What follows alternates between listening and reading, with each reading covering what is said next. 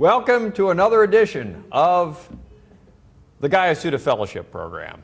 Thank you all for joining us. This is our fifth edition formally, and tonight we are going to be talking about vacant land equals jobs plus food. I think that's what it was. Something like that. Yeah. So anyways, what do you do with vacant land? That's the key question tonight. I'm your host, Pat Clark. I am the manager, director, I don't know, something of the Guyasuta Fellowship Program on behalf of City Councilman Bill Peduto, which is it's the fellowship program. I don't think I've mentioned this in our previous things. It's a project of the fiduciary partner, the State Voices Network. It's a network of nonpartisan civic participation, voter engagement, and leadership development-based organizations in 12 states across the country, and they're a client of ours and also our fiscal partner. So thank you, State Voices. Tonight, we have an array of experts, or at least moderately well-informed individuals, all professionals, all folks who make a living doing what they're going to be yakking about tonight, as opposed to me, who, just talks about stuff for the heck of it, which is why exactly we bring in experts. So tonight, I'll introduce the three folks and leave it to you guys as to who wants to get the ball rolling. Danae Clark is with Allegheny Greenworks. Did I get it right? That's right. Oh my God, I can't believe it. I'm warning you right now, I'm going to forget somebody's name up here. Caitlin is with, hold on. Yeah. Friends of the Pittsburgh Urban Forest. Yes. And Greg Boulos, Caitlin Lanahan, Greg Boulos is with PASA, the Pennsylvania Association of Sustainable Agriculture. True? Excellent. Yeah, we try to get it close.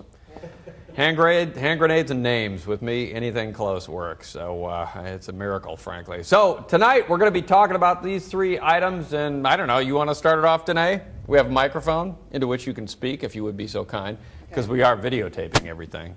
Okay.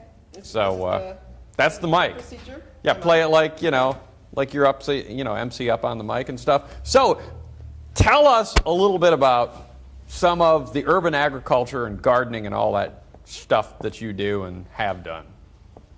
Okay, I don't think we have enough time tonight to cover everything. A little bit. Yeah, I'll cover a few projects. I've led some community workshops on designing community gardens in Homestead, in Braddock, and was also involved in the creation of the Braddock Farms project for Grow Pittsburgh. And I'm a member of the Larmer Green Team, and I've been involved in that community garden, not so much from the design end, but more from the end of shovels and placing bricks and things like that. So I do both the hard labor and the kind of head stuff, thinking through how to do these designs, where to place things, how to do a land assessment for a community and that sort of thing.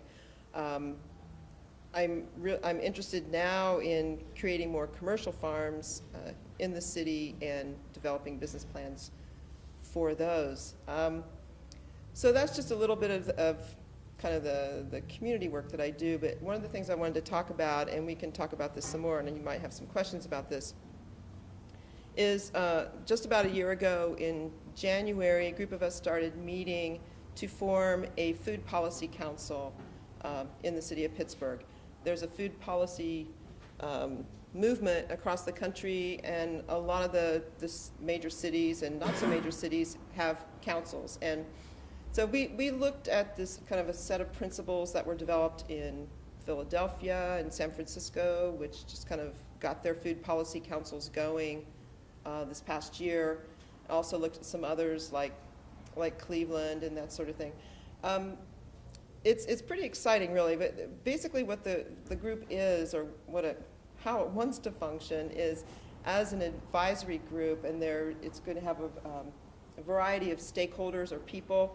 Different organizations are involved, like PASA, like the food bank, Greater Pittsburgh Community Food Bank, Just Harvest, Penn State Extension, East End Food Co-op, and then a lot of people just from people like me and residents in communities who are concerned about our local food system.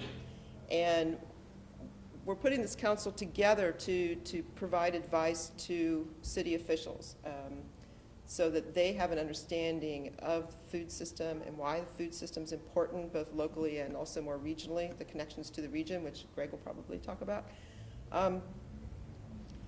It's really kind of amazing to me. I mean, food is so important and something we consume every day, and yet it's really not even on the screens of people who are doing stuff like development work. So one of the things that the Food Policy Council wants to do, for example, is to get the city to understand that whenever there is a community planning process in motion, that the food system has to be considered. I mean, it generally is not.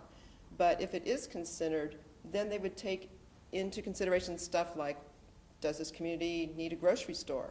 And we should really think about how to get one there if it doesn't. Does this community have a lot of vacant land and therefore have the capacity to grow their own food, and can jobs be created out of that? So these are the kinds of things that a Food Policy Council can do. They also can put pressure on public schools. I don't know how much success we would have here in Pittsburgh, but in other communities there's been some success in trying to get healthier food in schools.